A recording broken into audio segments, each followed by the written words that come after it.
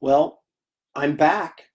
Amazing. This isn't going to be another Aaron con, although it's going to be strangely similar to an Aaron con. Um, what I decided to do was go live with some more uh, live drawing tutorials, I guess. Um, we all have a little bit too much time to kill at home, and so I figured, well, let's do it together, right? If we can't be together, let's virtually be together. So I don't really have a label for this show because I'm not saying it's Aaron Con because it isn't. It's just visiting Aaron's studio on a Sunday afternoon. That's what we'll call it. I'm going to do a few things that are a little bit different than what I've done in the past. We're going to do not a dramatic reading, but a restrained, humorous reading of a book that I published, I wrote and drew, and was published 12 years ago that probably about 2% of you out there have even heard of. So we're going to have a little fun with that. And then you may recall from one of the Aaron Con days that I started an Agent Carter sketch and then realized I was drawing Sharon Carter when the guy actually wanted Peggy Carter. So I have this Sharon Carter that actually turned out really well, the pencil anyway. So I'm going to finish that today and make that available to someone that may want to buy it. But anyway, so we'll do a little bit of everything here and try to condense it in shorter than a 2-hour time frame. But before we get rolling too fast, I'd just like to show you this. This is a hardcover sketchbook of mine called Raw Imagination, 20 years of sketches. I'm sure that none of you have ever seen this before. Well, if you didn't get a copy of this during one of the Aaron Con broadcasts, it's still here and it's still available and it still has the sketch option. So 25 bucks seems like a really reasonable price to me for a signed and numbered edition. If you would like one with a head sketch in it, that's an additional $20. That's all for original art in the book. So a total of $45. There's no more free shipping. Oh, so it's $5 for shipping. But my book is drifting. Sorry, it's drifting through space. But anyway, so $50 basically will get you this shipped to your house with a sketch in it, or $30 just a signed and numbered edition. So these are still available at any time, not just during this show, but anytime you want to message me, email me about getting one of these, do it. Aaron at aaronlopresti.com. I'm easy to find. You can contact me through my website, which is aaronlopresti.com, or message me on Facebook or whatever you like. But anyway, remember, these are still out there and still available. I'm looking off screen here because I'm reading the screen to see what it says here. Sup, Big A. That's what Darren J. Jackson says, and I'll say the same. That's always up. I'm lucky to be up. Warren Montgomery says, I got that book. And, and Warren, I'm going to give him a plug right now because I could not figure out how to download my Aaron Con videos from Facebook down to my computer so I could upload them onto YouTube. Well, Warren just went and finally got tired of dealing with me and just did it and Dropboxed them to me. And so I'm actually putting those up on YouTube. So if you want to go back and look at those videos and don't want to dig through my Facebook page feed to find them, you can go to my YouTube channel and view those there. At least the first, I think day 1 and day 2 are up. I've got to, after this, I'll put up day 3 and 4. Let's see who else is out there. Aloha, Aaron. That must mean Stephen Antonio is in Hawaii. That's awesome. Zane, Aaron, did you ever do an Emma Peel commission? No, I had never have. Benjamin Lee, hello, Aaron. Hope you're doing well. I am. Thank you. You too. Stephen Ng, hi, Aaron. Stephen's always here. I appreciate that. I ordered that book, by the way, Stephen, the Art of Claws. Still don't have it. You better not have set me up on some phony site, but we'll see. I'm not blaming you, of course. Terry Dunn, good to see you healthy, and I enjoyed your sketch. Good to see you healthy. Well, I am healthy as far as I know, and I hope all of you are as well. Okay, let's take a look at this. Now, this is a book called Fantastical Creatures Field Guide: How to and I honestly don't know the title because this is not my title. They changed everything on me. How to Hunt Them Down and Draw Them Where They Live. This was originally published by Watson Guptill back in 2008. Okay, it's full of, we'll take a look at it real closely in a minute, but I did it for, I don't know, I think there's like 50 characters in there maybe, but each one, there's a watercolor painting, vignette illustration of the creature with little, which we'd call field guide pencil drawings surrounding them with captions. It's a humorous book. It's a fantasy book. It was something that it was like a dream job of mine about 12 years ago, or a dream project, and I finally got it published. Unfortunately, when you work with a publisher, they want you to do things that you don't want to do, and suddenly your dream project isn't quite the dream that it originally was intended to be. So I do have some problems with the book and how it turned out, not only from the title of the book, because my title was originally Strange Creatures That Very Few People Know Anything About. So it would have been Strange Creatures in big type, and then, that very few people know anything about down on the bottom, which is sort of an irreverent title that I think goes well with the content of the book. Watson Guptill is a publisher of how to do books, or like how to draw, how to whatever. And they wanted the book, they couldn't break away from that mold. So they made me include a section in the back, a process section, and how I did one of the paintings. And then they changed the title, so it was like How to Hunt Them Down and Draw Them Where They Live. And it's like, it made it sound like it was a how-to book when it really isn't at all. And then the cover design I hated, and I didn't want to do it. And they kept rejecting all my ideas because I'm the artist, and what would I know? I'm just an idiot. But the editors knew better than me, and then made me do this painting, which I'm not real thrilled about, that's on the cover, and blah, blah, blah. But anyway, there's some really good content in it, and we're going to take a look at some of it. Probably right now. Why not? Let's do it right now as a warm-up to get us into the Sharon Carter sketch. So what I'm going to do is I'm going to take this camera with my left hand and go down here, and so you can see this incredible mess I have on my computer screen. Isn't that cool? Now we're going to go in here and zoom in. You can actually watch my hand zoom in. The technology is incredible. Okay. So let's see, let's get in here on this book. Actually, let me get my little drawing board out here, my little fake table. Terry Dunn, glad to see you looking healthy. Oh, yeah. Oh, hi from Nova Scotia. Well, how about that? I think that's someplace in Canada, isn't it? North America? I don't know. Let's see. Thank you so much for the Zatanna in my sketchbook. You bet, Chris. My pleasure. Thank you. John Smith, is this a read-along? I'll have to get mine. It is a read-along. It's not going to be a sing-along, though, because there's actually no songs in the book.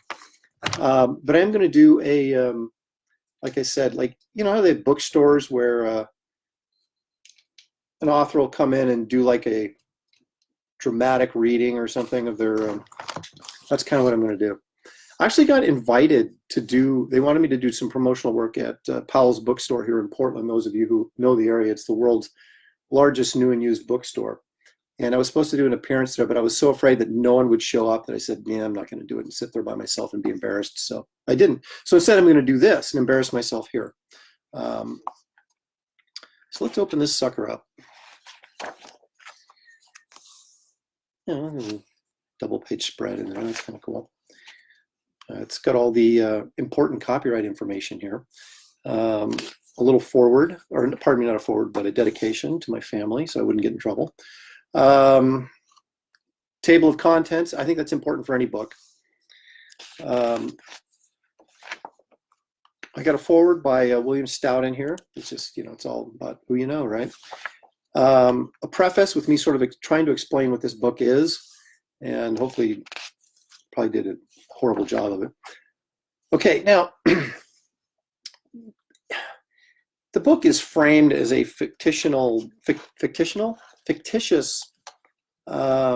field guide by a scientist that supposedly gathered all this information. So I'm going to read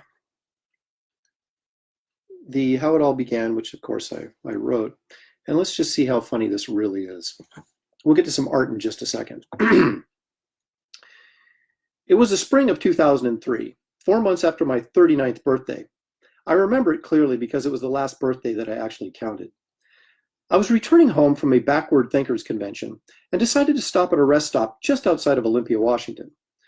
Located next to the big state map, you know, the ones encased in plexiglass that everyone draws on, there was a booth selling Bigfoot hand puppets.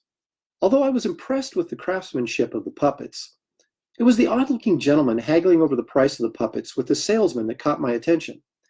Anyone with that much passion for Bigfoot, yet still kept an eye out for the economy, was someone I wanted to meet. I walked up to the man and started a cordial but fairly one-sided conversation with him. It wasn't until I mentioned the Loch Ness Monster, something that I probably do way too often, that his eyes lit up from behind his Coke bottle glasses. He triumphantly announced his name as if everyone in the world should have known it. Professor Ham Fabricatini. I acted like I had heard of him before, so as not to hurt his feelings. He began to explain that he was a world-famous researcher of strange, fantastic creatures and abnormal phenomena. When he found out I was an artist of similar ilk, he became even more excited. He quickly pulled me aside so we could talk in private. Apparently the Bigfoot hand puppet salesman was eavesdropping. Ham, as I called him because I couldn't pronounce his last name, began telling me how he had traveled all over the world researching first-hand accounts from witnesses and scientists of bizarre and unusual creatures that were unknown to the world at large. He explained how he wanted to publish his findings. He needed an illustrator because his only visual records were blurry photographs and crude drawings. Go figure. I quickly became intrigued, and we agreed to meet at his home near Vancouver, Washington, a week later. I arrived at his home at the appointed time and found the place to be in shambles. The front door had been kicked in, and everything inside was strewn about as if there had been a great struggle. At first, I thought that Ham had dug too deep, and his research had sadly paid the ultimate price with his life. Suddenly, he walked out of the back room, and I immediately realized that he was just a slob. To my surprise, Ham informed me that he would immediately be leaving the country on another unrelated research project. He was very vague, but tax evasion did enter the conversation at one point. He handed over to me all of his research notes and journals that he had kept concerning the creatures and asked me to see that his book be completed. I took the notes and left his home with a growing sense of excitement and determination to see that the work of this brilliant man got published and to take as much credit for it as possible. Unfortunately, I never saw Professor Ham Fabricatini again. It took me over 3 years to create the illustrations and transcribe the journals into this book that you now hold in your hands. It is presented as a field guide of sorts, designed to take you on a journey through the continents and countries in which these little-known creatures dwell. I hope you enjoy the journey, and I hope that somewhere in the world, Professor Ham Fabricatini is smiling and not sitting in prison for tax evasion. Okay, so that's my Fabricatini, get it? That was my fabricated intro to this book. And what we've done is sectioned off the creatures that this scientist allegedly researched through the different continents. So we start in North America, and each continent has a little bit of a little introduction. And it says, North America, Ham Fabricatini's personal journal entry, 5/19/1998.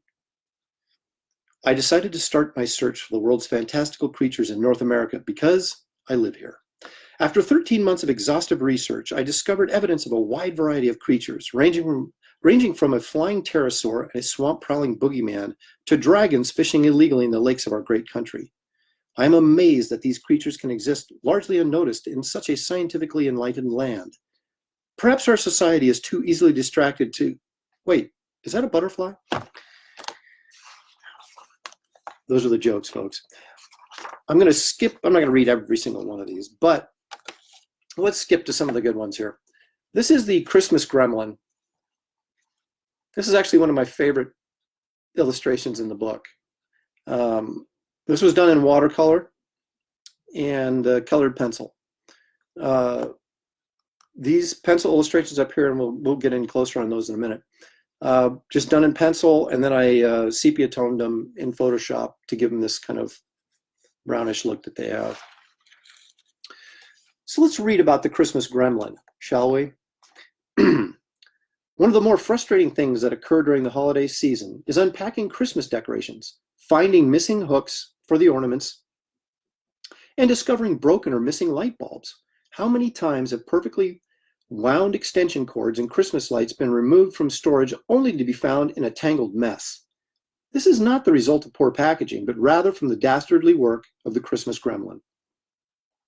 This magical creature is most active during the weeks before Christmas, creeping around garages and closets in search of Christmas decorations to sabotage. In many ways, the creature is the anti-Santa Claus. Now, even though there's only one Christmas gremlin, he manages to make his way around the world annually, wreaking havoc on every Christmas goodie in sight.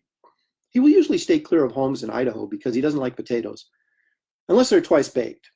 Although most people don't have the time to prepare them that way, since baking them once takes long enough. Excuse me. The Christmas gremlin never comes out on Christmas Eve due to his fear of Santa Claus and his elves, which can be traced back to an altercation over a century ago when Santa caught the gremlin torching the Christmas tree in the White House. When President Theodore Roosevelt walked into the room, he saw only Santa next to the burning tree. Sadly, St. Nick took the fall, and after getting out of prison, he and his elves used the gremlin as a toilet plunger for 6 months. Although the Christmas gremlin has continued in his mean-spirited ways, he now stays clear of Santa, as well as indoor plumbing. So that book is full of stuff just like that. Let's take a closer look at some of the drawings. There we go. Okay, you see that grumpy Santa? Okay, the inscription says, "An angry Santa. Although a face that very few have ever seen, it is one that Christmas gremlin will never forget." We move down here. An even angrier Teddy Roosevelt, a face that Santa will never forget. And then, of course, over here, Santa's original toilet plunger, which the Christmas gremlin personally replaced over a 6-month period. And so there you have it. That's basically one of the many entries here. We're going to read a couple more because, gosh darn it, why not?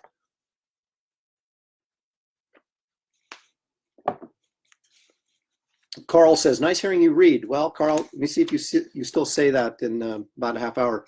Okay, this is another watercolor there. Colored pencil. The colored pencil I only used to kind of outline the figure. This is the Old Man of the Mountains. Let's read about the Old Man and see what it has to say. The legend of the Old Man of the Mountains began over 250 years ago, when he was still a young lad of the hills. Just prior to the Revolutionary War, young Thomas Applebottom went exploring in the hills near his New England home. His mother, Winona Applebottom, told young Thomas not to come back without some berries for a pie. Thomas took his mother literally, and when he couldn't find any berries, he decided to journey into the mountains to search farther and farther for the berries rather than go home empty-handed. Eventually, he got lost and never returned home. Later findings showed that Thomas tragically suffered from a rare disorder called fruit blindness, which caused him to unknowingly pass by several berry patches. Thomas wandered aimlessly through the mountains for years and was kept alive by the kindness of the woodland creatures. They would bring him fruits and berries from the surrounding woods for him to eat. Of course, Thomas couldn't see the fruit, so he ate the animals instead. This went on for years because the animals apparently could never figure out what happened to their friends. Finally, Hal, the great spirit of the mountains, appeared to Thomas and put a stop to his daily woodland creature buffet. Hal turned the now aging Thomas into an elemental being whose perpetual existence was powered by the strength and majesty of the very mountains where he dwelled. Once Thomas was no longer a threat to the local wildlife, Hal retreated to his winter vacation home in the Alps. Now, shortly after that, Thomas became known as the Old Man of the Mountains. Thomas has since spent his time guiding lost travelers, mountain climbers, and explorers to safety. Legend has it that he once even guided lost American soldiers to Valley Forge. Unfortunately, they were newly discharged and were looking for a pub near Boston Harbor. But as many historians will point out, he at least got them out of the mountains, a remarkable feat for a guy who has never been able to find his way out of the woods. I'm imagining like a round of applause after every time I finish this, so you're kind of urging me on. Let's take a look at some of the field guide drawings here. That is Winona Applebottom, who started the legend by sending her son out for berries that he was destined never to find. Down here we have young Thomas Applebottom before he became the Old Man of the Mountains.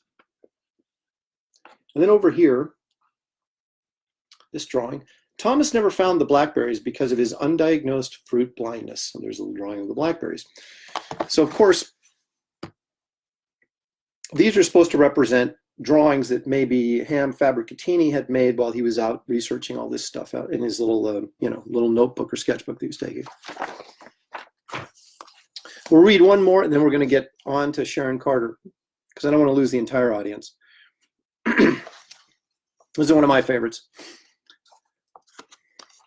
This is the Gulf Stream gillman. Not related to the creature from the Black Lagoon at all.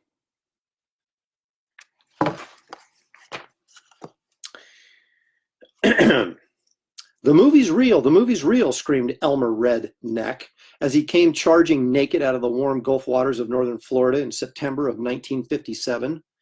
The movie Elmer was referring to was the classic creature from the Black Lagoon. Elmer apparently had an encounter with a gilled man while diving for mud. At first, his story was regarded as a wild hoax, but once Elmer calmed down and put some pants on, the people of Panama City started to listen. It wasn't until the second sighting occurred in October of 1957 by a three-legged dog that the scientific community finally got involved. Although clearly the dog couldn't articulate what he saw, a local dog psychic was able to piece together a description that was uncannily similar to Elmer's. The psychic, Rosie Neck, a distant relative of Elmer, found the dog to be truthful and genuinely terrified by the experience.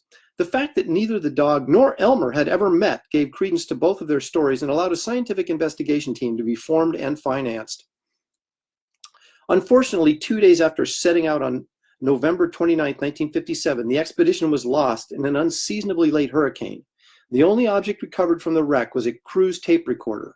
Just one small sound bite was salvaged from the waterlogged tape that said, "Today, Smith saw." Those haunting words are all that remain from the ill-fated expedition. Some 30 years later, a new piece of credible evidence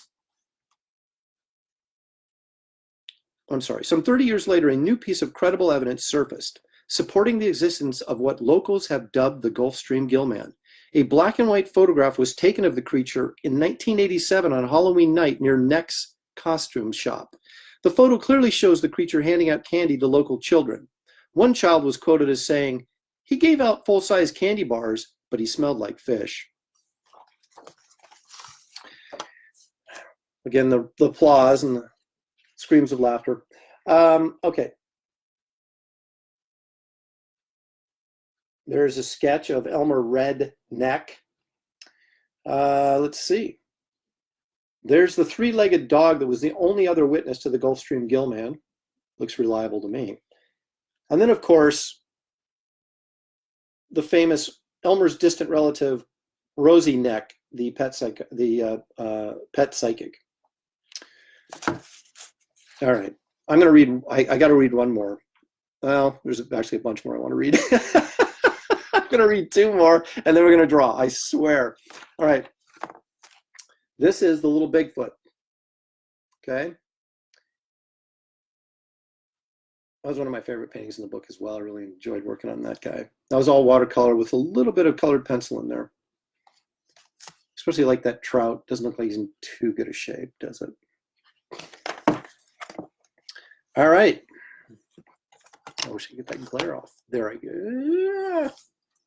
We'll turn it like that. You can see most of the illustration, the glare. Okay, little Bigfoot. Countless Bigfoot skeptics raised their hands and shouted collectively, "We knew it," when costume designer Philip Morris admitted that he had made the Bigfoot gorilla suit for the Patterson-Gimlin's legendary film clip of an unidentified subject, which the two men claimed was Bigfoot, walking in the woods on October 20th, 1967. Fortunately, a group of steadfast Bigfoot believers kept looking for him, and it finally paid off. Well, sort of. In April of 1997, a research team led by Cal Frajulinski literally stumbled over an ape-like creature with huge feet that was fishing for trout in the coastal mountains forests of Oregon. Shockingly, this fully developed adult creature was no more than 36 inches tall. It didn't take Frajulinski's team long to give the little creature the nickname Little Bigfoot. And is this creature the legendary Sasquatch that has eluded human contact for decades? Cal Frajulinski believes it is. Most people assumed that the creature which lives Most people assumed that a creature that lives a 17 to 20 inch footprint would almost certainly have to be very large. So why, then, is the little Bigfoot so short in comparison? While researchers are still debating the answer to this fundamental question, many believe the creature's stunted growth is due to drinking coffee and smoking unfiltered cigarettes at a very early age. The big question, however, is obvious. Is little Bigfoot the missing link? While Frodylinski's response of, "I don't know what that means," has frustrated many believers, anthropologists, after months of testing, discovered to their surprise that the creature's closest relative is, in fact, the watermelon. Sorry. No, that's funny. However, the researchers caution that their findings could change after, let me try that again. However, the researchers caution that their findings could change after further tests have been conducted. As scientists continue to study this creature, little Bigfoot continues to live in his natural habitat, practicing a lifestyle that consists of trout fishing and hibernating in his little hut made from mud and sticks. Although he is currently being harassed by throngs of tourists and paparazzis, the bright side is the exposure to so many humans has made it much easier for the little Bigfoot to acquire cigarettes and coffee. Okay, let's take a look at the field guide drawings in here. Okay. This is little Bigfoot's basic mud and stick hut. It's built at the foot of a large pine tree. It is believed that this humble dwelling can house up to 5 little Bigfoots. The explorer, oh, let me try to get over here. There he is. The explorer Cal Frodylinski is credited for discovering little Bigfoot. Then down here we have, scientists have concluded that the watermelon is Bigfoot's closest relative. So there's that. All right. I'm doing one more, the troll monkey. This is also, you know, I can't keep saying every single one of these is one of my favorite, but they really are. Sorry, water break. Neil George gives me an aw man. I don't know, maybe he didn't think that was funny. Okay. Unfortunately, these are kind of dark. If I can get, there we go. That's not too bad, is it?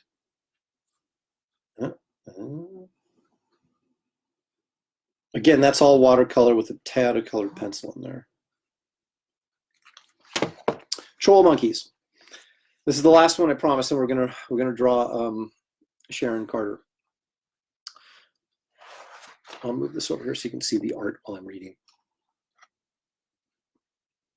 Troll monkeys are the only species of primates that are indigenous to North America.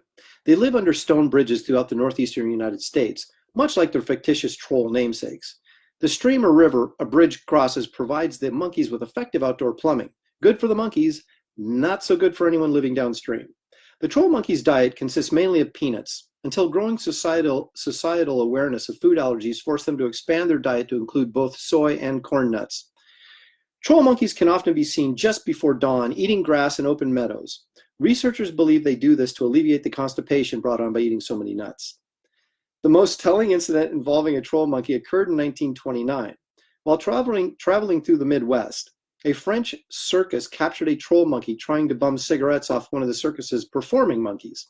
The proprietor of the circus thought the troll monkey was a hairy orphan boy and quickly put him in the sideshow called Les Orphelins Poilus, the hairy orphan boy. Once it was discovered that the circus's newfound act was actually a troll monkey, the creature was arrested for fraudulently representing himself as a sideshow freak. The troll monkey, nicknamed Lou, no one really knows why, was convicted in a nationally publicized trial and sentenced to 10 years in a Kansas correctional facility for impersonating an orphan. The creature served only 3 months of the sentence because it was decided that human laws should not really apply to animals. Okay. So what do we have here in our little drawings? We have a typical stone bridge that troll monkeys reside under. Oh, that's helpful. The French circus chimp from whom Lou the troll monkey bummed a cigarette. That's where all the legal trouble started right there. And then, of course, a drawing of the bummed cigarette. And then again, there's our troll monkey. All right, so we'll close the the cover on that one for a little while. Maybe I'll read a few more. We can all run screaming for the hills. All right, now let's get down to the good stuff. Not that that wasn't good stuff. And actually, I should point out that I do have a couple copies of that laying around if anyone's interested. And I think you can also find them on Amazon for like $2. So it's not exactly the collectible that I hoped it would end up being. Anyway, it did get good reviews though, regardless of what you may think of my reading. All right, Sharon Carter here is basically penciled because I did this during ErinCon, and I did a little touch up on her face and everything. I'll give you a little close up of that. Ooh. So now I'm just going to go in and ink this thing. And when I say thing, I mean, you know, not to insult Sharon Carter. But I'm going to start with a 0.8, like I've done in the past. And kind of outline her.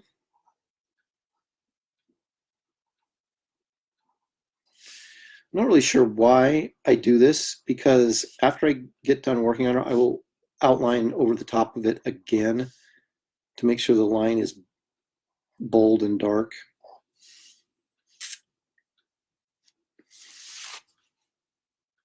Sorry, my hat keeps creeping in there.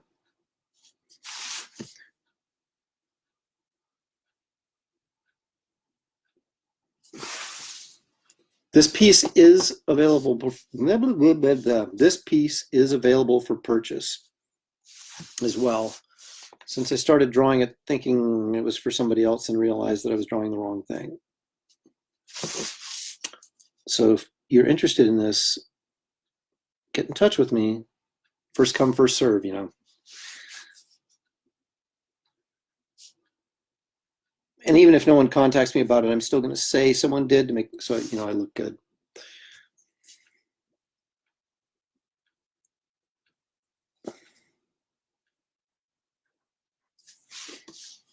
I find it remarkable how much I grunt and groan while I'm doing this.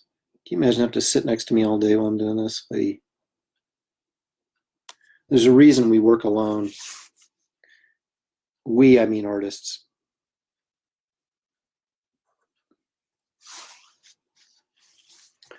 I don't know if I can, maybe I can get in a little closer here. Oh, I can. Then let's do that. Okay.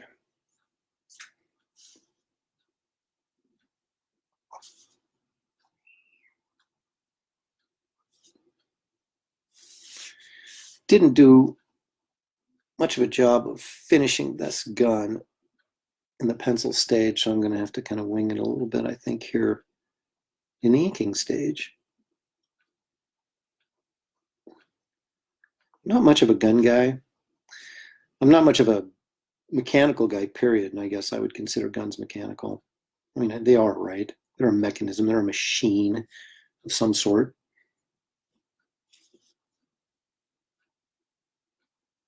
There's guys that just, they love to draw cars, they love to draw machines, they love to draw guns, and I'm just like not one of those guys. But I think it's, you know,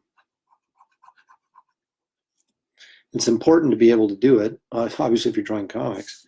So I have several model guns stashed over by my table that I can pull out at any given moment and use as reference.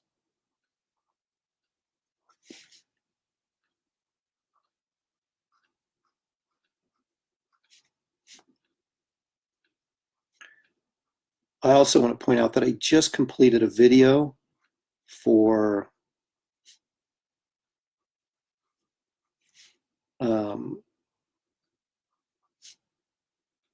my YouTube channel of me doing a full color commission. It's like this epic 6-hour video that I'm going to have to edit quite a bit before I subject anybody to watching it. But I just put up my, as I said earlier, I just put up my ErinCon videos, or started to anyway, on YouTube. So those will be my content for this week, and then hopefully I will have my video on the color commission that color commission done, put together by next weekend or sooner maybe.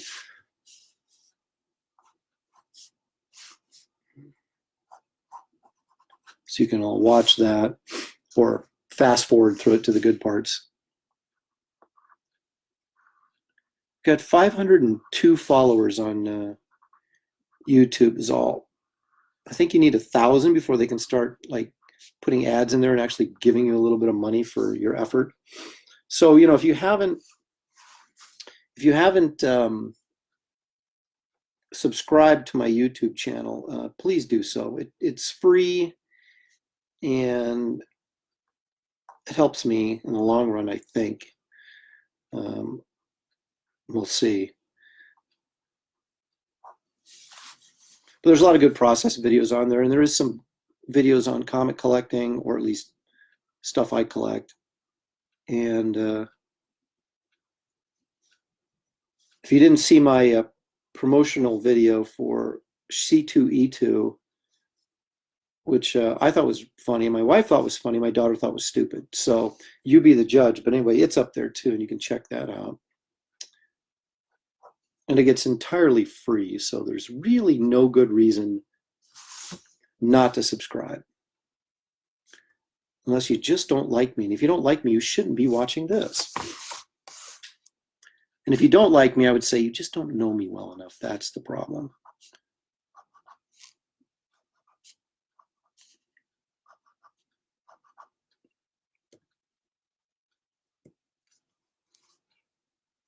Warren Montgomery says your draw love is creatures. Yeah. If I understand what you mean by that, yes, I would agree. Well, there's no structure when you're drawing a monster or a creature, right? You can just kind of, I mean, there's structure, but there's no guidelines. You can just kind of do whatever you want. And I'm all about freedom, man.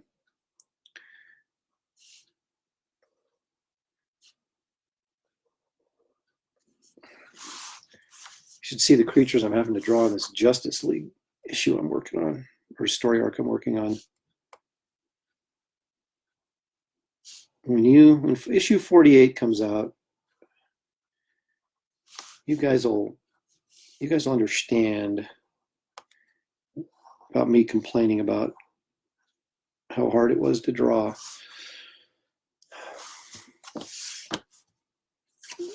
All right, we're going to move to the lower half of our figure. And again, the challenges of drawing smooth, long, smooth lines.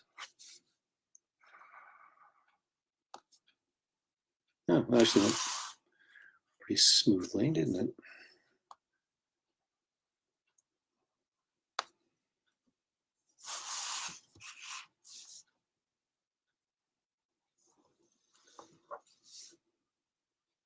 Oops, sorry.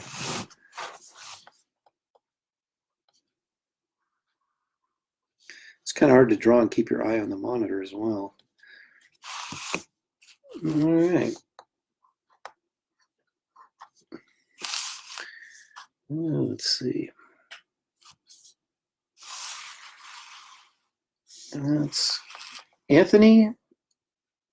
How do you pronounce that? It's Italian for sure. Cacioppo joined. Anthony, you just joined now and you missed my dramatic reading from my book. Well, lucky for you, I'm going to do more.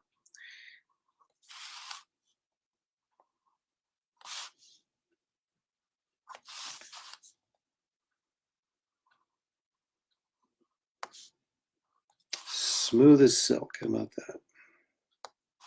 Oops.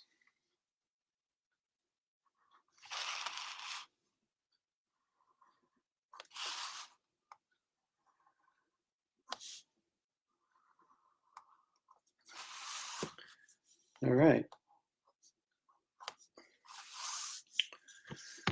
Too shabby. You can see I'm sort of like hesitating on doing the guns. And I'm going to continue to hesitate because I'm going to move on to her face.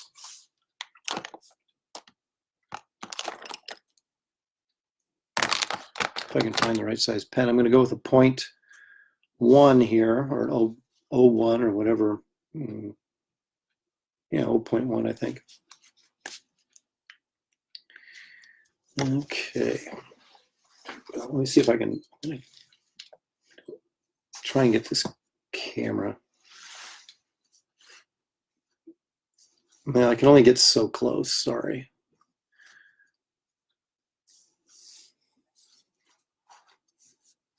Actually, I'm going to slide this down a little bit.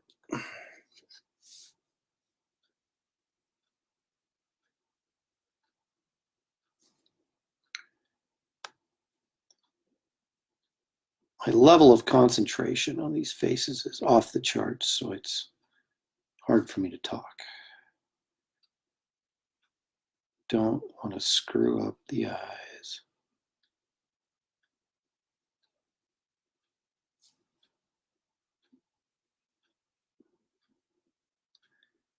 Oh, this eyelashes and stuff look so lush, and then you erase the pencil lines, and it's like there's hardly anything there.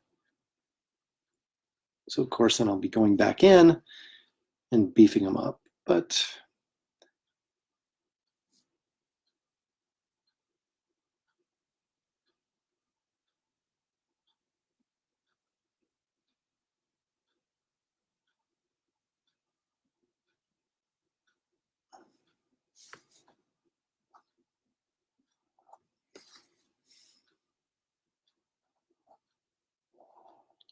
oh, and I want everybody to know that if you got a sketch, or I should say a commission from me last weekend, those are all finally packaged up, sitting in a big pile right over there on the floor, and will get shipped out tomorrow.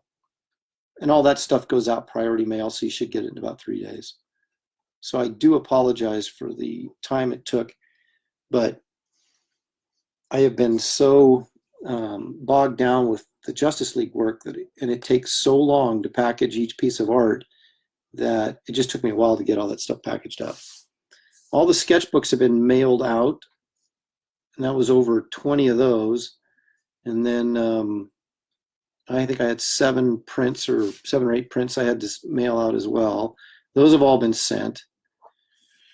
So I actually have been mailing out some of this stuff, but I know the original art collectors are like, come on, man, get with it. So all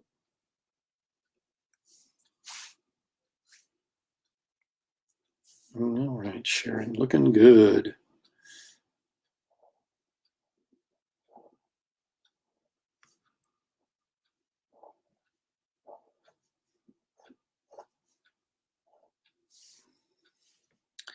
All right, I got to do this outline of this face.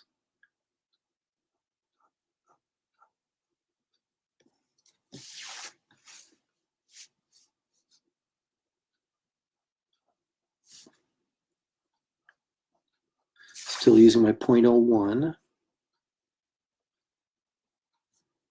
Yay. All right. All right, I guess I have to do the gun, don't I? This is what you call winging it. Because I don't know exactly, what this gun looks like, but I've done enough similar stuff. And you got to figure also, come on, this is like, she's Agent of S.H.I.E.L.D. Their guns are like different than everybody else's. So, you can go in and sort of make it up.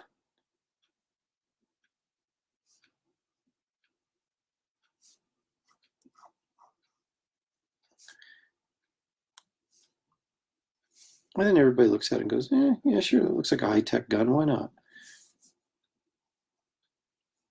Unless you're someone who actually owns guns and fires guns and knows that stuff, you can look at it and go, come on, Aaron, seriously? But in the land of comics, we can pretty much do whatever we want, can't we? I think we can.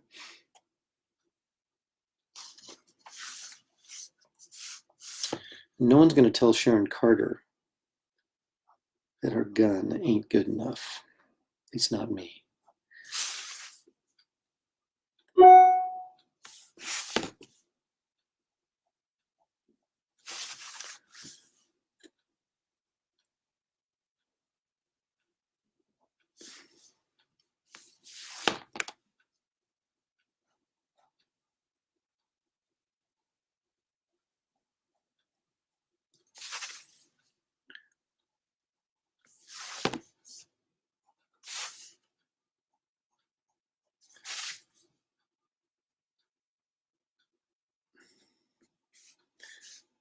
Okay, couldn't find one of these in a store, but you know what? I think it's believable enough for our purposes here.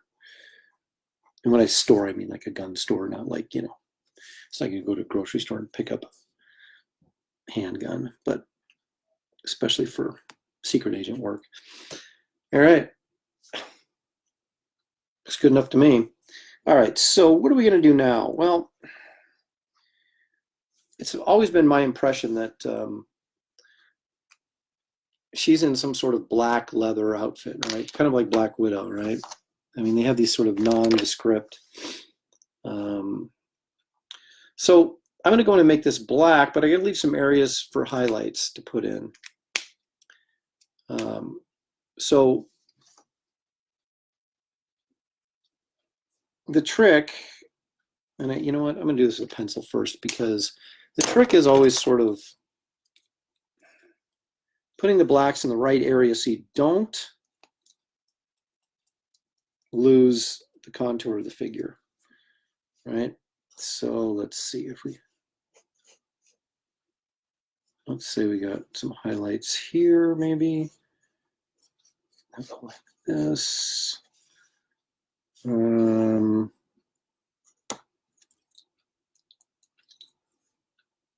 you guys see what I'm doing? Yeah, I think you can.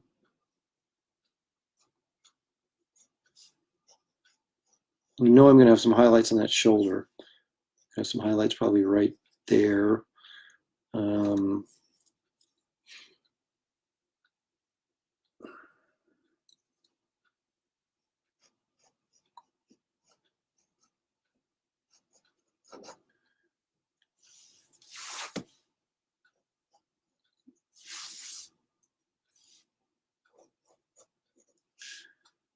Again, I'm just sort of obviously winging this. I'm not really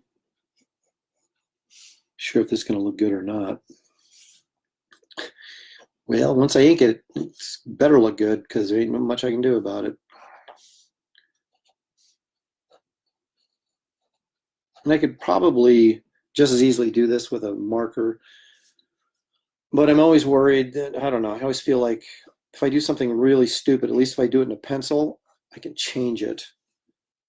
If I do something really stupid with a marker, well, I'm pretty much stuck with it.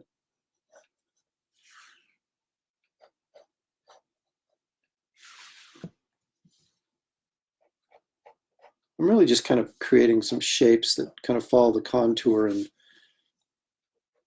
theoretically might pick up a shiny highlight. It's really more design oriented than it is reality oriented. All right, I'm going to take out the black pen, and once I do this, there's no turning back. Okay. I'm scared. Okay.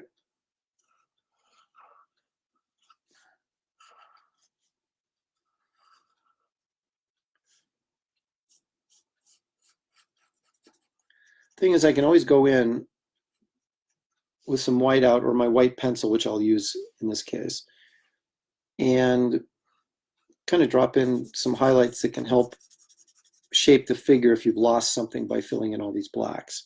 So it's really quite not as dire as I just made it out to be if I make mistakes. Anything can be fixed.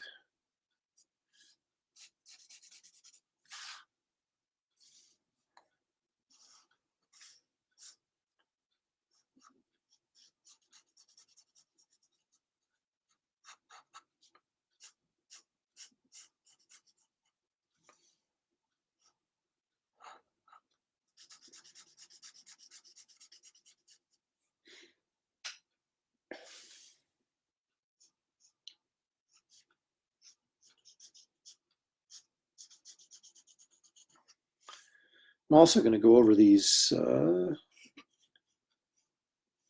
black areas with, or pardon me, the areas, the highlight areas I've left on here. I'm going to go over these with the gray markers. So they're not even going to be highlights. And then I'm going to go in over the top of the gray with white to create my really hot highlights.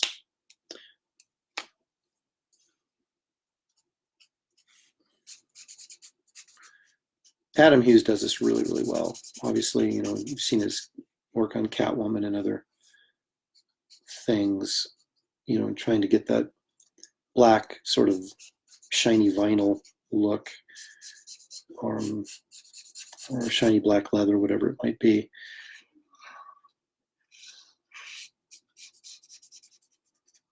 But really, you know, we're just all just living in Adam's world, really, aren't we? So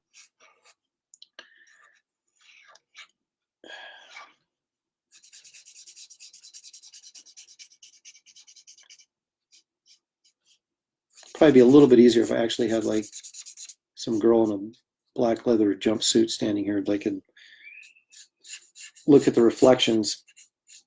I don't know if my wife would be too thrilled with that, but yeah, I'm not going to do that.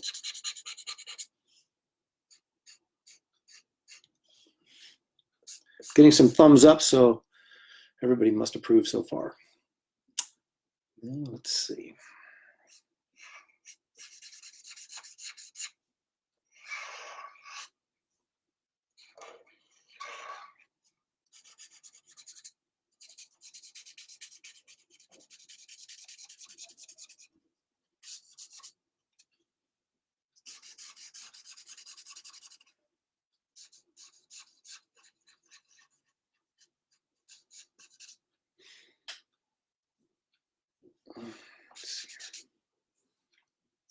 Starting to look shiny, yeah.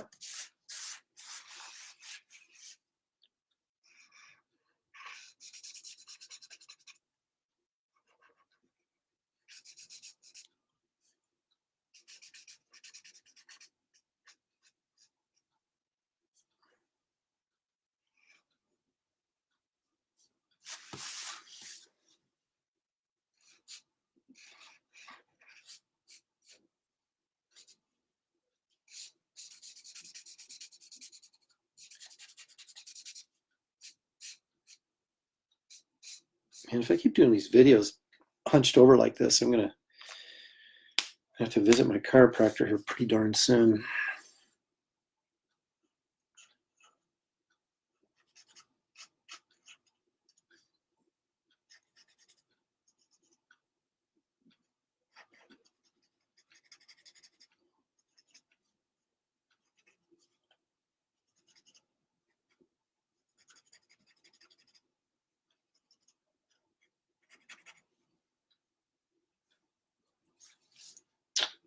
I think it looks okay. I think we're moving in the right direction.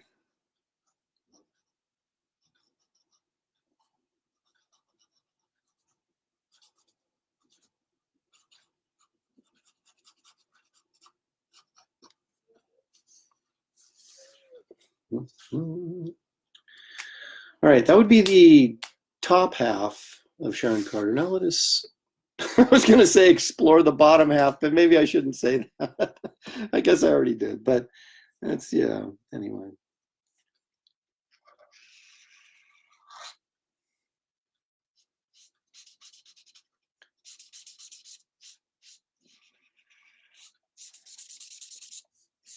If I get too careless with this, the broad end of this marker, I could screw up my exterior line work that I spent so much time. Kristen, looks like you filled all of your pens. You know, I did, and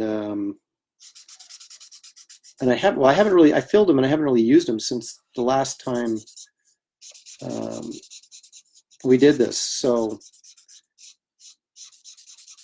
now the black ones I don't refill anymore. As I think I said in a previous video, I just throw them out because they are so messy. I don't even want to deal with it.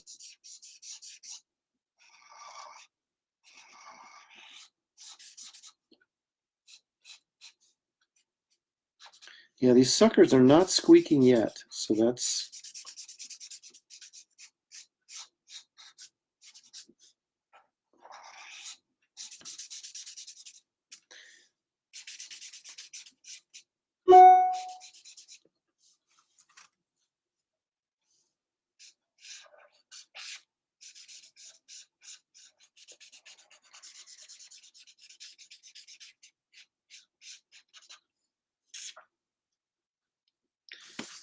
Okay.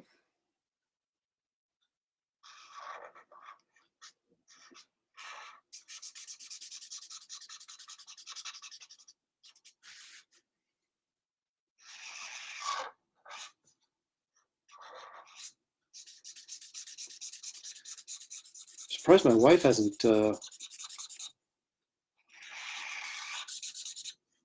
unexpectedly dropped in. It's sort of her MO. Can you hear her downstairs? She's waiting for the opportune moment. She probably doesn't even know I'm doing this. She's like, where's Aaron at, by the way?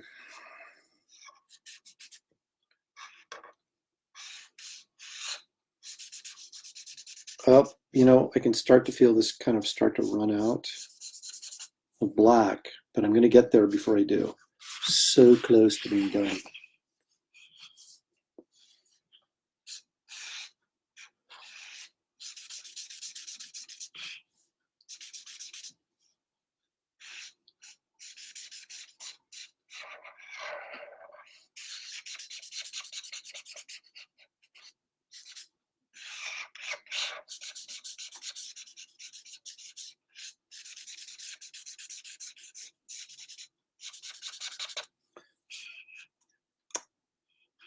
Yeah, you know, I'm not going to leave this open right there. It doesn't make any sense. And I don't think I'm going to do it here either. All right, there we go. Shiny.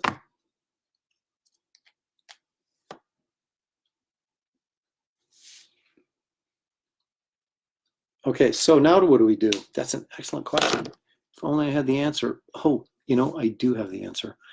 I'm going in there. If I can find my, are you kidding me? Oh, there it is. Sorry. I'm going to go in there with a C5.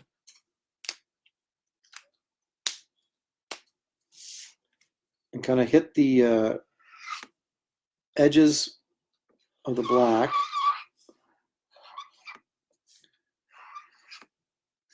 Listen, dig into the paper.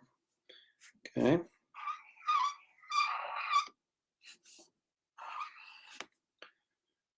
See? And again, it doesn't really matter if I lose this white because I'm going to go back in with a white highlighter at the end.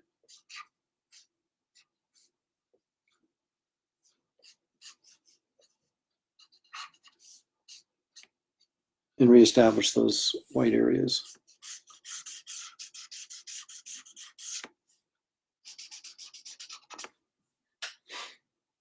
See how that's coming together.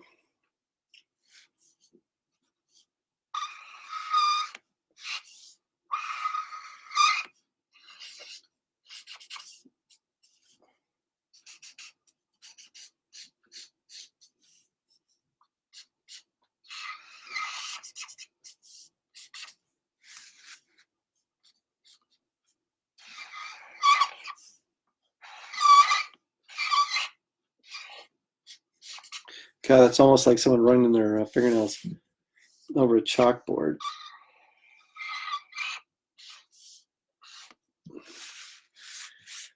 All right. Now what? Well, I'll tell you what. I'm going to take, that was a C5. I think I'm going to go in here with a C1. I mean, that's not.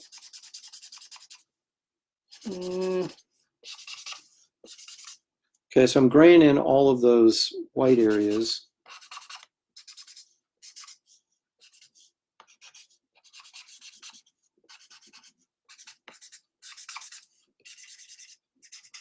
The thing is, some of this black is going to bleed a little bit, but I don't really mind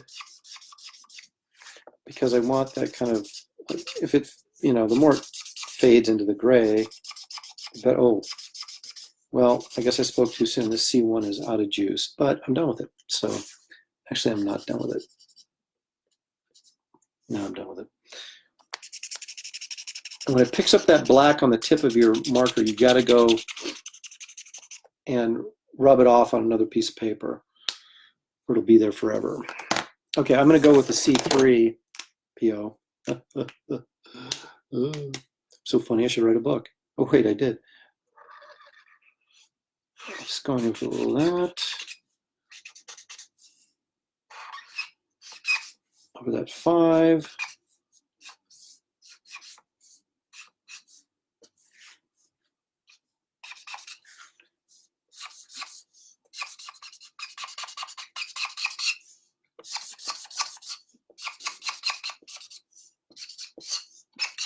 You can tell by the squeaking.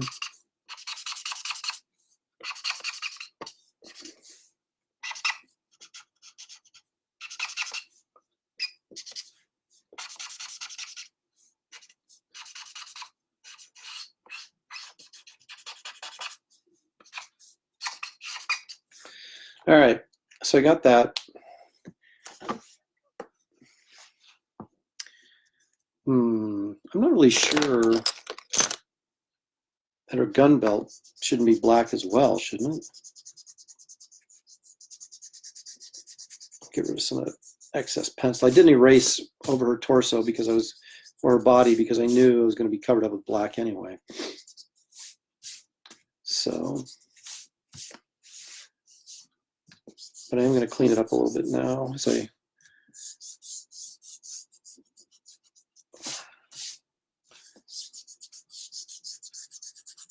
I don't know. I was going to make her gun belt brown, but that doesn't make any sense, does it?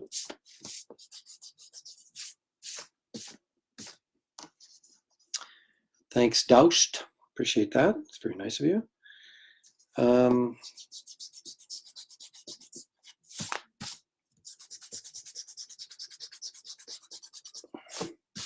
Might as well erase her face too. She's going to get super light. It's going to require me to go back in, punch it up. Okay, well, let me zoom out a little bit here so you can see the entirety of what we're looking at here. Well, you're getting foreshortened a little bit just by the angle of the camera, but okay. So now we're going to go in and highlight some of this.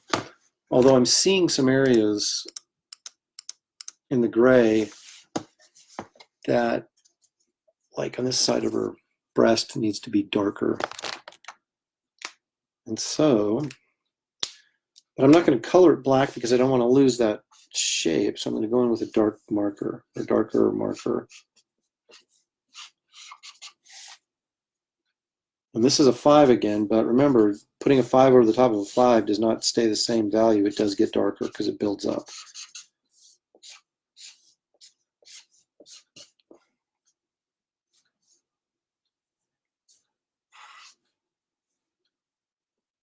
Yeah. Although it looks darker than what you're seeing on camera for some reason, but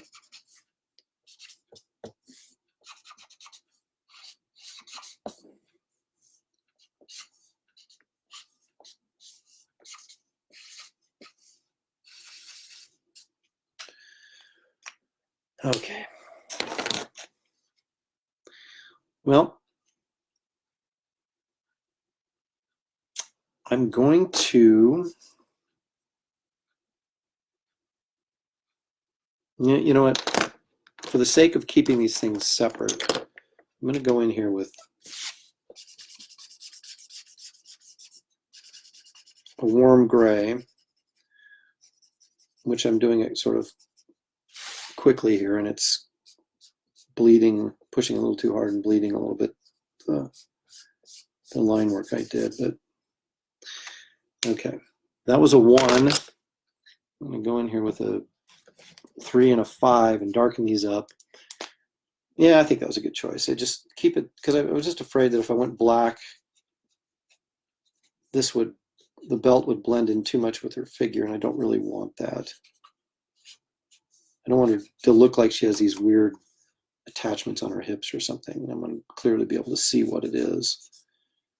So by going with the brown belt or the warm grays, which sort of look brown, I think I'm going to be much safer.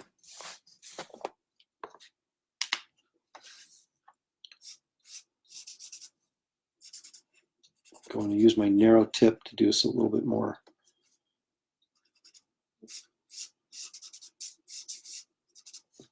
directed and tight markering here. Markering? It's got to be a word somewhere in the world.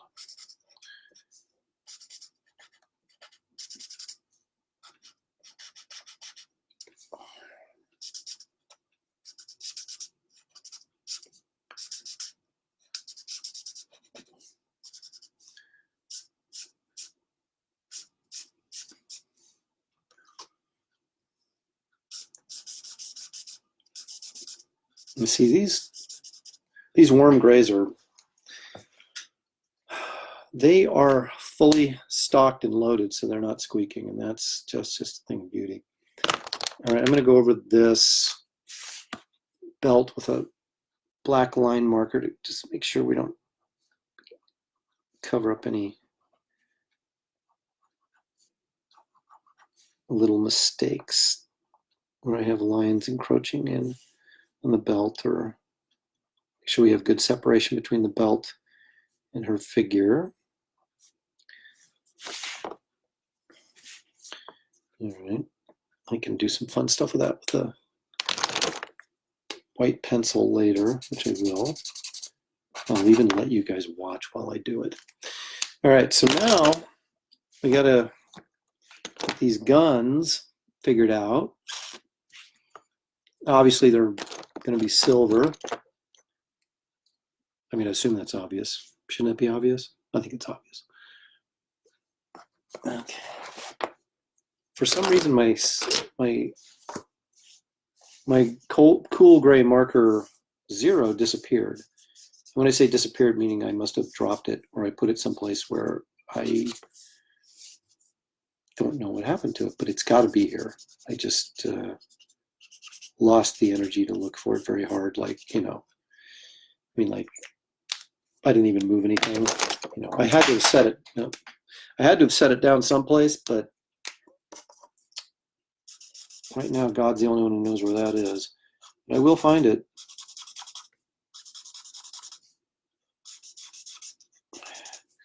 Probably use some whiteout on here as well, or my white chalk pencil to create some highlights on this gun as well. I'm not really following any sort of. Oh my gosh, there's this. Well, you know why I couldn't find the C0 is because I put it in the row with the warm grays. How embarrassing. Oh, there it is. It showed up after all. A little late, but I dropped something on the floor, but I don't know what. Oh well. See, find one thing, lose something else. It's just it's a great cycle of circle of life, right? At least the artist's life. I could go in there really dark if I really wanted to be bold. Do I want to be bold? Yes. Yes, I do. So I'm going to go with a C4 on the bottom side of this gun.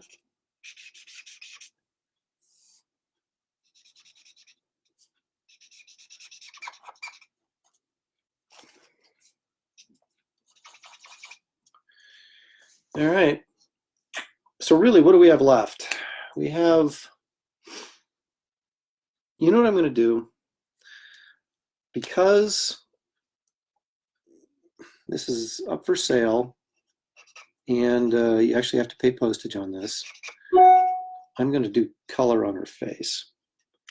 How about that? So you're going to see me do something on the live feed you haven't seen before, and that's me actually color. Okay, so I'm going to use, don't ask me what kind of colored pencils I use, because I have hundreds of colored pencils and they're all different kinds, and I don't even know where half of them came from. I just grab them and use them. This happens to be a Prismacolor, but that doesn't necessarily mean anything. It's Rose Deco, which doesn't really mean anything either. It's a light pink, and that's why I'm using it sort of for a base on her face, flesh tone. And I'm going to do this really lightly, sort of back and forth. I'm not going to say scribbly wise, but I'm going to do this really light, because if you press too hard, you're going to get lines on there. We want her face to be smooth. And I can smooth it out really easily with my finger, a piece of tissue, a piece of a paper towel, or you can get one of those little wound up paper pencils that are blenders, a blending tool, blending pencil. So there's a variety of ways you can do that. This is kind of an orange, but it's not really. This is a Crayola, if you can believe that, colored pencil. I have no idea what color that is, but it's kind of a peachy orange. And I kind of like it, so I'm using it. Makes a good flesh tone. I use most of my flesh tones, unless I'm doing something, you know, specific to a very specific lighting source. But I'm just doing standard flesh tones. I'm always do mine orange based. If you use yellow, their skin's going to look jaundiced. It just is. So don't use yellow unless you want someone to look kind of pale and sickly and yellowish. Then by all means use it. But we want her healthy and vibrant looking. You guys probably can't really see the color as well as I'm seeing it because it's very subtle right now. I go in very, very light, almost like I would with a watercolor, and then slowly build up. I'm not someone that lays in heavy dramatic color right off the bat. I have to build up to it because it helps me maintain control of the drawing and control of what I want to do. And the problem with me is I don't really plan stuff out like I should. So a lot of times I'm just winging it. And when you're winging it, you want to have as much control as possible to pull back or add as you see fit as you go along. So if you lay your color down really lightly, it makes it very easy to slowly build to something that you're happy with. If I'm just going to go in and put heavy color down, I really need to plan out what I'm doing before I do it. So I know what it's going to look like. But like I said, if I'm doing a painting or something, yes, I will do that. But something like this, no, I'm not going to do that. So I like to have some measure of control. Now this is a pink. Sometimes you have to go in with a red to kind of lightly to get, those cheeks blushed up, but this might work. Because I can tell you right now, I'm not going to get up and climb over all that stuff to get a red pencil.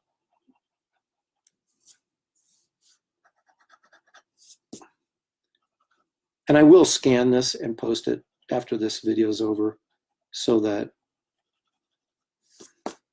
you can see it and you'll get a really good idea of what the colors look like. I'm going to leave some highlights there on the bridge of her nose. Yeah, I don't think I have a red over here. No, I don't. That's all right.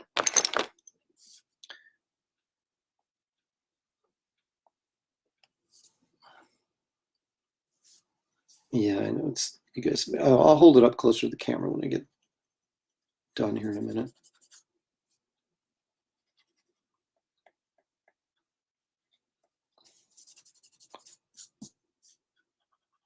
But I use my finger a lot as a blending tool.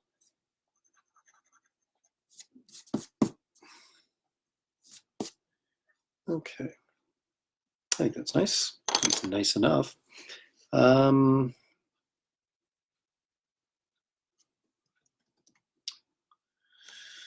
going to go and do her hair now. She's blonde, so I'm going to go with a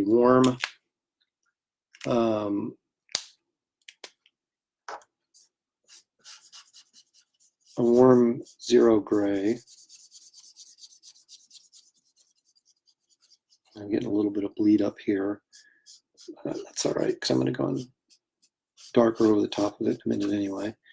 You got to be really careful. Like I said, I get really impatient and I start pressing hard and just, that's when you start can have some bleed problems. So you got to be more, a little bit more self-control than I do when it comes to, or patience when it comes to doing this stuff and doing it right. I'm one of those people that I have so many ideas in my head. It's like, even if you have a brilliant idea, you're like, by the time you're not even halfway done with it, you've got another one. and you're like, oh, I got to get through this piece of art so I can start this next brilliant thing, you know.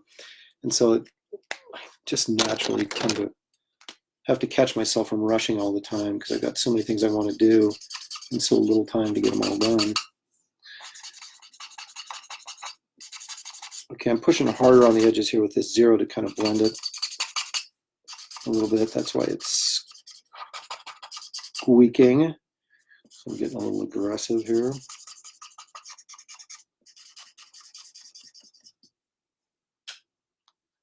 Okay. You can see we've got, I mean, it looks more like silver than it looks gray right now. It looks more like, who's that? Spider-Man, Silver Sable. But it won't in a minute, because I'm actually going to go in and go over the top of this with some yellow colored pencil, but not a lot because I don't have to. I'll show you in just a second. I'm going to have to actually get up and go grab that pencil, but I think it's important enough for you guys to see how I'm going to do this and how it works so quickly. So I'm going to set her down. You can take a look at that for like a few seconds, and I'm going to go, well, actually I might have one down here. Oh, there's my head. Oh, hit the camera. Oh shoot, I don't. Okay, I'm going to have to.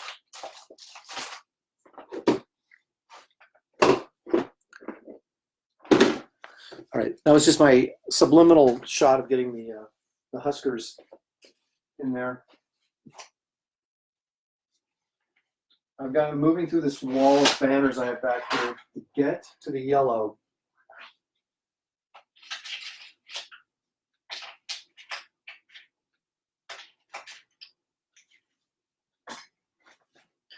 Fantastic TV, ladies and gentlemen. I should have it do it. I should do a show on how to produce a really great streaming program. As soon as I learn how to do it, I will. Okay. I got a yellow. Now, this isn't like a yellow.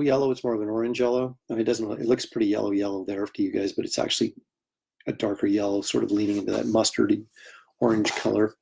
All right, I gotta move this back. Okay. I don't know, can I zoom in at all? Maybe just a little bit. Okay.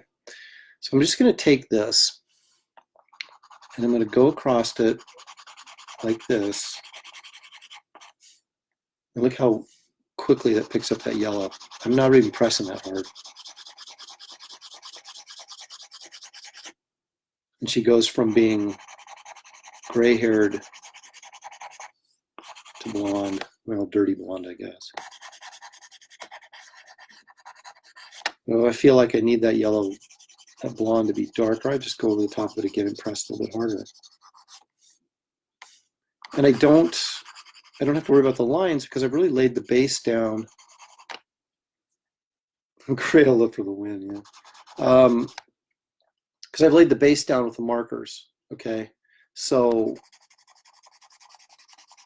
you're not really gonna, it's like if I was laying this yellow over the top of a white surface, then it would be, you'd have to be careful because you'd see a bunch of lines and stuff, but you don't really see it over the top of the gray marker. So it actually sort of blends for you. It's remarkable. I did grab a red too because I wanted to rosy up her cheeks a bit. And I'm doing this very lightly. There we go.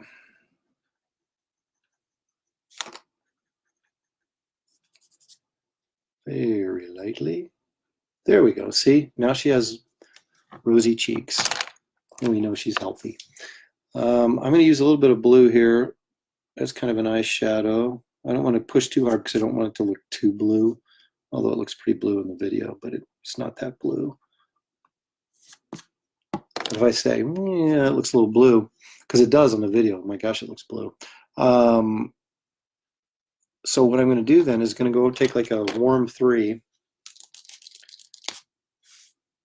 and go over it. And now I've got a more think, natural looking eyeshadow, right? Okay, it helps those eyes pop a little bit better. We need to do her lips. And I'm going to go red marker. Why the heck not? Okay. Beauty. I'm going to extend that a little bit. Okay. I want to take this blue, and this is just a non-photo, well, actually this isn't photo, this is a Coal Erase light blue, and hit those eyes like that. Okay, so now what we have to do, so we're getting ready to put our finishing touches on this, is I want to go over those eyes again and darken them up, because the line work has been dulled from the colored pencil and the markers. Only makes sense, right? Thank you, Kristen. Warren, thank you. So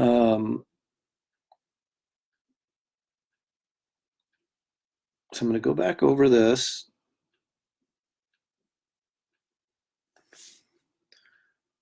And darken those eyes up, or those lashes up, so that those eyes pop.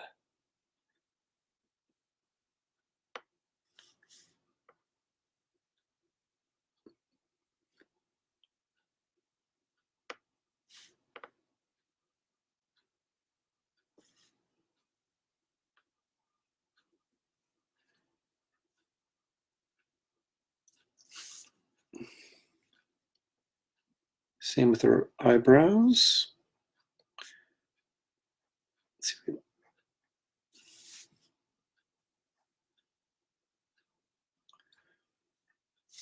Okay, I'm going to go in here really close so you can see how that looks. You can still, even this close to the camera, you can see how soft and subtle the coloring on her face is with the colored pencil. It's just really nice. It's a nice look. Okay, so what do I want to do here? Maybe throw a couple of hairs in there.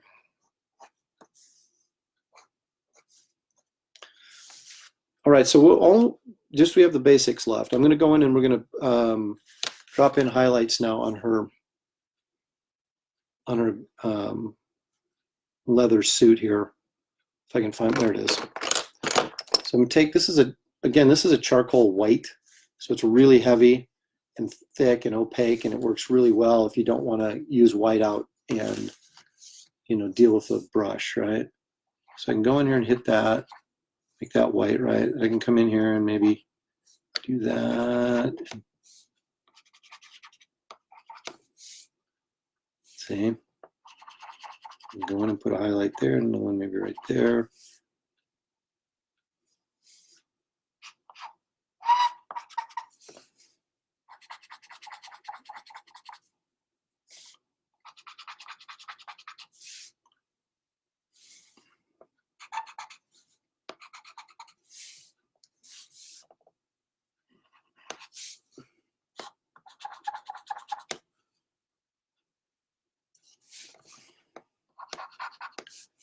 This is really just popping in highlights. I wouldn't normally use this many highlights, but on a, you know, on a normal outfit, but on a black one, you're going to get a lot of shiny spots.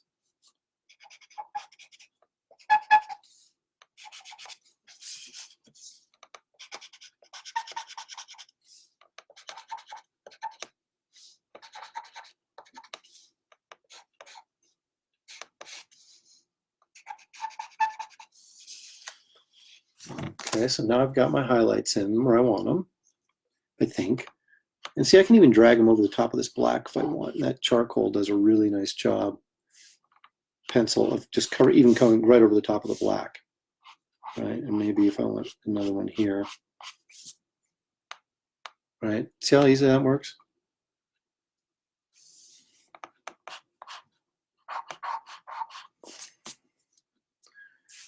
Yeah, I don't know. I was going to put some on the gun. I don't really know if I need it though, but let's put maybe a little one like that.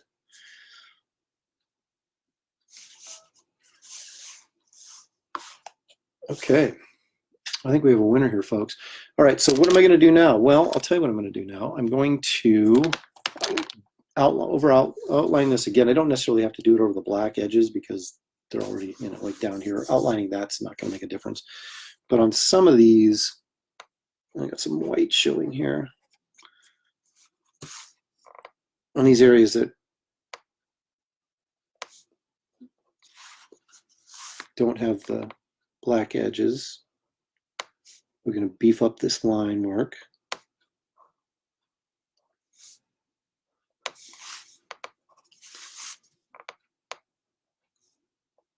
Do it here. This is a Le Pen drawing pen. This is a 0.8. I use a variety. Like I said, man, I use whatever I got. And I'm constantly trying new things, talking to other artists who are doing stuff and seeing what they recommend and trying it out.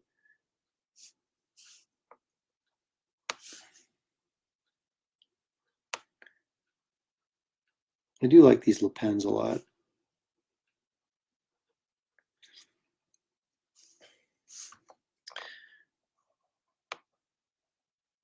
They're French, so they got to be good, right? I don't even know if they're French, but they try to appear to be French. So, okay, you go over this gun.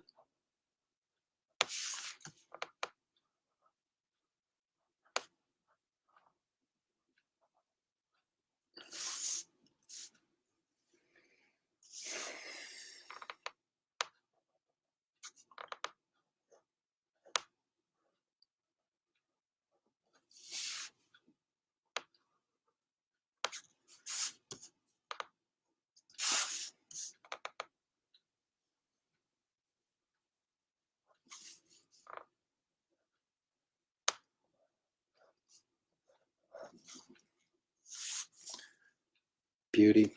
Okay, so we're going to just do one more thing I always do.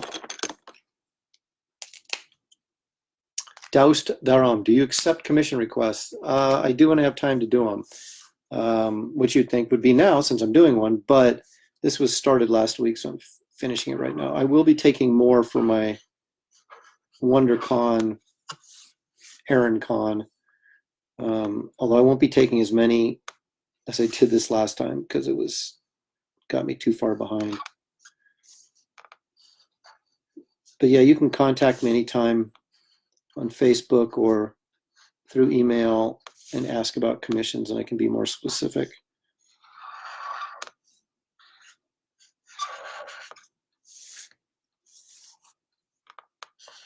This is available for $200. Well, $220 because you have to pay for shipping this time. Sorry.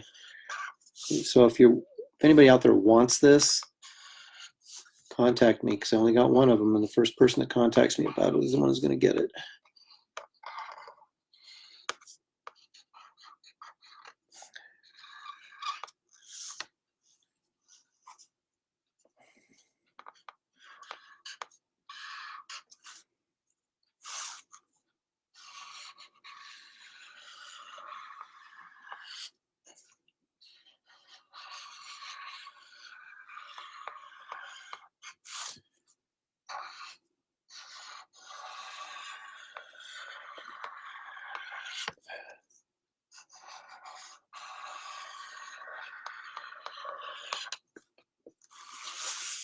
All right, let's zoom out and take a look at this thing.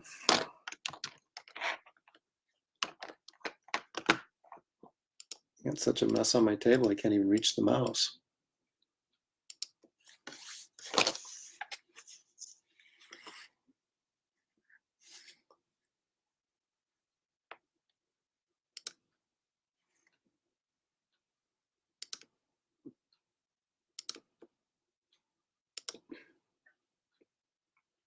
Here we go. Sharon Carter, Agent of S.H.I.E.L.D.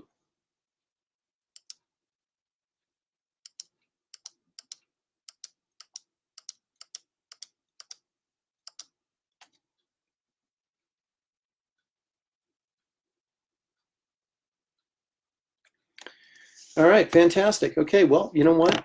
There we are, folks. That's going to wrap up this edition of, I need a name for this. It's not Aaron Con, just live in Aaron's studio, or Aaron's Studio Live. How about that? Aaron's Studio Live. I like it.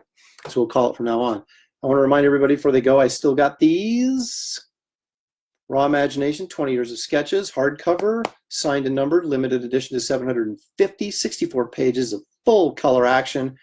It even has a spine. And you can get a sketch in here for an additional $20, a head sketch. So a total is $45 plus $5 shipping would be $50. You can get these. These are available at any time. Email me, message me, and I will get you taken care of real quickly on those. Charlie Ramirez just joined like 5 seconds before we're going to stop. Okay, but you know what? Before we leave, let's read one more entry from the Fantastical Creatures Field Guide. Because Charlie's here and Charlie needs to hear this. So I had one more I wanted to read to you if I could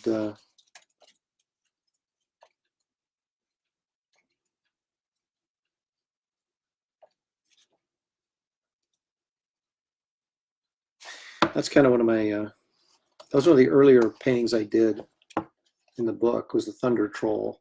I think this was the second one I did. That's all watercolor.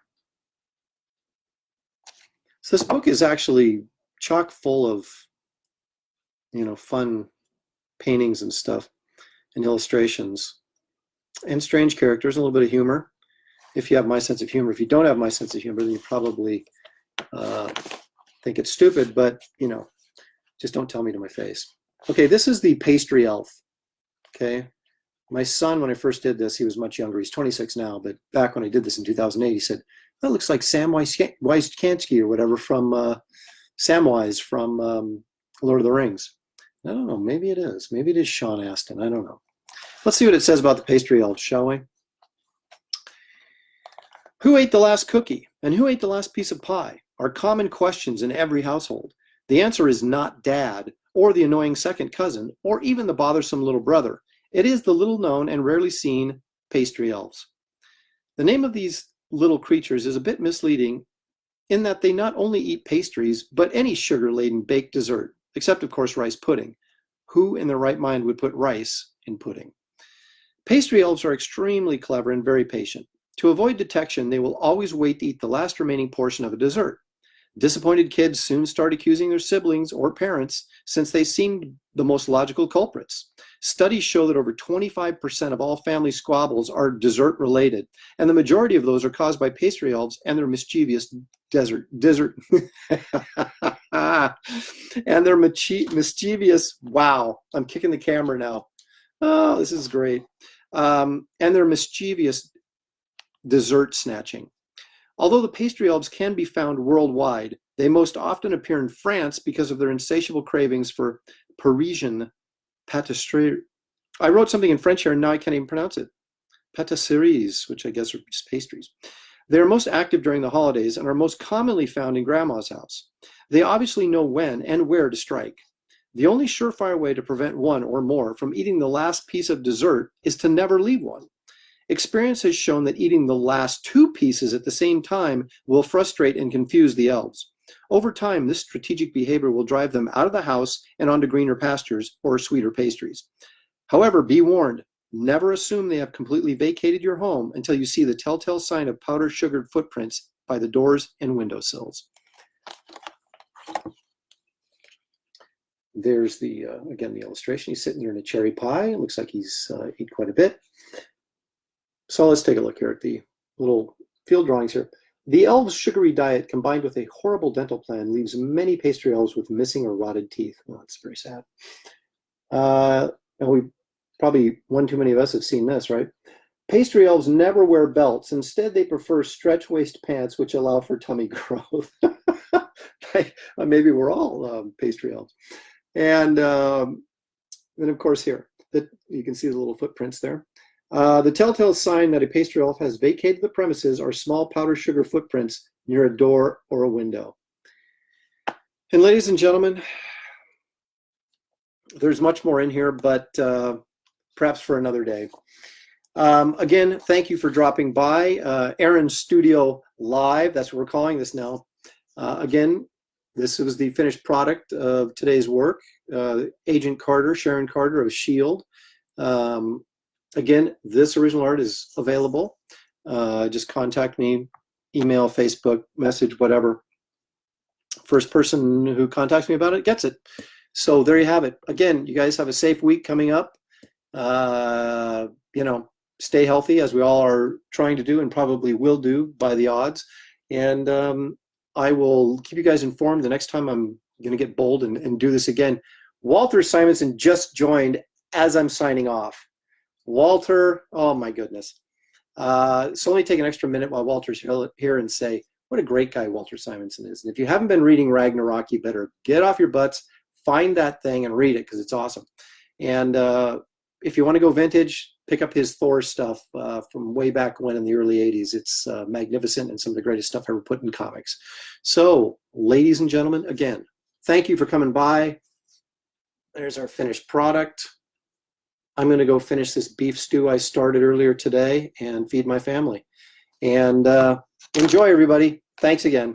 And we will see you soon, I hope.